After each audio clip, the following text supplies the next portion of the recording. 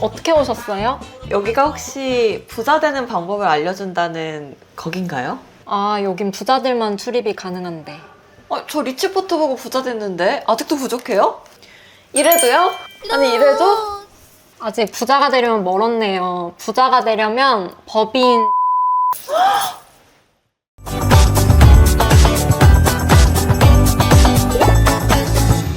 피비님 우리 저번에 네. 댓글 이벤트로 우리에게 가장 소중한 게 뭔지 달아달라 했잖아요. 네네. 근데 그게 중요한 게 아니었어요. 무엇이 중요냐고. 그럼 뭐가 또 있나요? 제가 리치포트 보고 부자가 됐다고 생각해서 창구를 갔거든요. 네. 부자가 아니어서 상품 가입을 못 한대요. 그래요? 네, 왜 그런 거예요? 혹시 법인이 아니셔서 그런 거 아니에요? 그럼 저 법인을 만들면 되는 거예요? 지난번에 말씀드렸던 뭐 여러 가지 상품 중에 레버 카운트 기억하시죠? 기억하죠. 네. 예전에는 법인에서 주식형 자산에 투자하는 걸 굉장히 좀 어려워했어요. 아무래도 변동성이 크다 보니까 네. 리스크가 좀 있다라고 생각을 해서 주식형 자산을 조금 꺼려했다면 지금은 어쨌든 시장이 굉장히 좋아서 뭐 물론 상장 법인이라든지 뭐 여러 가지 법인이 있지만 가족 법인을 설립해서 투자를 하시는 분들도 요새 굉장히 많으세요. 그럼 요즘은 법인도 위험 감수하고 투자에 뛰어드는 건가요? 그렇죠. 예전에는 뭐 부동산이나 이런 쪽에 대한 상품들도 많이 하셨다면 요새는 아무래도 정부 정책적으로 밀어준다든지 아무래도 전자닉스의 이익이 워낙 좋다 보니까 우리나라 시장이 지금 굉장히 좋은 상황이잖아요. 여기에 어쨌든 흐름에 편승하려는, 흐름을 타려는 움직임들이 법인에서도 굉장히 빠르게 나오고 있습니다. 그럼 최근에 상담을 오신 분 중에 법인 관계자분이 있으신가요? 있으시죠. 저한테만 살짝. 어디라고는 말씀드리기 네. 어렵지만 뭐 최근에 다 아시는 뭐 연예기획사라든지 우리가 잘 알고 있는 상장사라든지 이런 쪽에서 저희한테 레버 카운트를 가입하시기 위해서 문의를 주시는 경우가 매우 많습니다. 예를 들면 지금까지는 뭐 은행 자산이나 금리형 자산에 넣어서 리스크는 높지 않지만 그래도 조금이라도 금리가 높은 상품에 투자를 하시던 분들이 최근에는 그런 자금들을 머니무브, 주식을 운용하는 자산 쪽으로 계속해서 좀 유입이 되고 있는 상황이라고 보시면 돼요. 그러면 원금 보장이 되거나 장점? 사실은 법인 자금이다 보니까 리스크 관리를 같이 해드려야 돼요.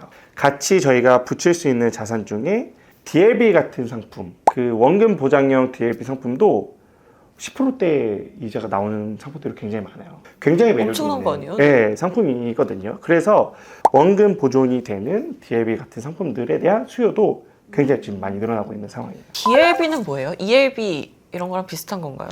ELB, ELS, DLB, DLS 이런 파생 상품이 그 기초 자산이라든지 형태에 따라서 다른 형태로 지금 운용이 되는 상황이에요. 실물 상환형 ELS 같은 경우는 최근에도 인기가 많거든요. 예를 들면 삼성전자, 하이닉스, 마이크론 같은 실물 상환형 ELS는 기준 가격이 빠져도 그 빠진 가격을 다시 주식으로, 실물로 상환해주는 그런 상품이거든요. 그러면 주식이라는 게 빠졌다가 다시 올라오는 경향이 있잖아요. 그리고 지금 같은 사이클에서는 아무래도 이익이 탄탄한 전자나 하이닉스나 마이크론을 기초 자산으로 한 실물 상환형 ELS는 빠진다 하더라도 오히려 그걸 기회로 삼아서 주식으로 전환을 해서 가져가면 쿠폰도 먹고 그에 대한 차익도 먹을 수 있는 그런 구조로 설정이 되어 있죠. 그러면 주가가 일정 수준 이하로 떨어지면 이자를 못 받거나 그런 경우도 있나요? 일정 수준 이하로 떨어지게 되면 기존에 잘 알고 계시는 ELS 상품 같은 경우에는 그대로 손실을 확정짓고 끝나는 경우가 있는데 실물 상환을 하게 되면 이 실물을 가지고 다시 주식이 올랐을 때 매도를 할 수 있거든요. 그러면 이자도 얻고 원금도 회복할 수 있는 그런 기회가 있는 거죠.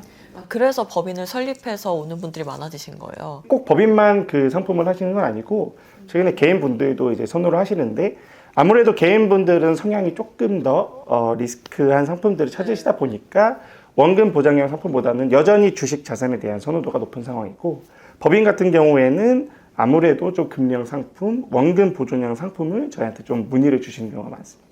그럼 주식시장이 좋아진 게 법인 투자 성향이 바뀐 이유 중에 하나겠네요. 그게 엄청난 큰 이유라고 딱 하긴 어려워요. 그렇지만 어느 정도의 영향을 있는 건 분명하고 개인 분들뿐만 아니라 법인 자금도 유입이 되면서 전반적인 코스피나 코스닥 내 유동성 환경이 좋아진 건 맞다. 이렇게 정도로 볼 수 있을 것 같습니다. 네, 근데 우리가 부자가 되기 위해서 이 리치포트를 보는 거 말고 또 봐야 될 게 있습니다. 저희 하나증권의 자랑이죠. 리서치센터가 5월 26일, 27일에 하반기 전망 리서치 포럼을 진행을 하는데요. 이틀간 하나TV에서 생중계됩니다. 첫째 날에는 금융시장 전망이, 둘째 날에는 산업별 전망이 방송됩니다. 그래서 오늘 리치포트 이벤트로 댓글로 하나증권 리서치 포럼에서 어떤 섹터가 가장 기대되는지 그리고 어떤 애널리스트를 가장 보고 싶은지 달아주시면 저희가 추첨을 통해서 치킨을 드릴 건데요. 혹시 신찬호 PB는 기대되는 섹터가 있나요? 아무래도 최근에는 반도체 섹터를 가장 궁금해하실 것 같아요. 그럼 댓글로 달아주시면 네. 네, 치킨을 저도 주시나요? 당연하죠. 네. 저 아들이랑 네. 와이프랑 같이 해서 많이 달겠습니다. 네, 댓글 많이 달아주시고요. 리치포트는 다음 부자 이야기로 다시 돌아오겠습니다. 안녕. 잘 봐요.